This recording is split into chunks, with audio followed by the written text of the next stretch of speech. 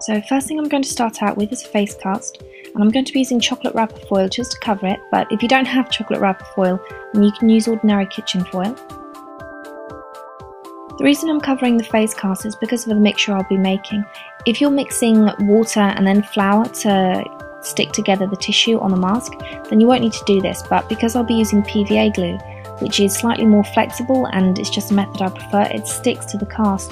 So I'll be covering it with foil so that I can actually get it off at the end.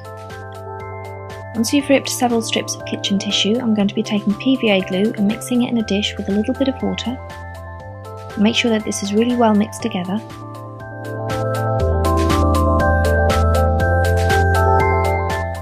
Once I've mixed the water and the PVA glue, I'm going to be taking some kitchen tissue strips and I'm just going to start applying them all over the foil.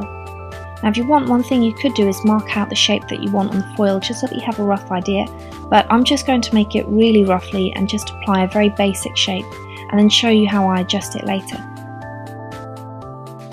When you're doing this, don't forget to really cover the edges, for example around the eyes, especially on the nose, because that area does get a lot of pressure, and around the edges.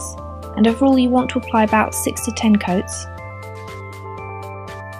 Once I'm done, I like to cover it up with gesso or modelling paste.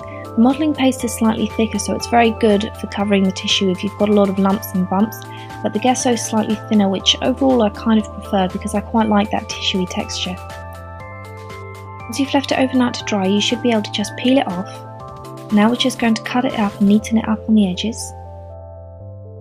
My favourite way to do this is just to look into a mirror and then with a pencil, just mark out the areas which I need to cut out so that both sides are symmetrical.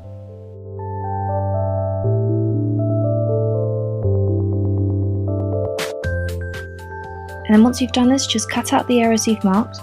And one of my favourite ways to get those little tricky corners, especially like the inner corner of the eye, is just to use a nail clipper because it makes it much easier than using scissors. Make some holes in the side, put an elastic band, and that's it, you're done!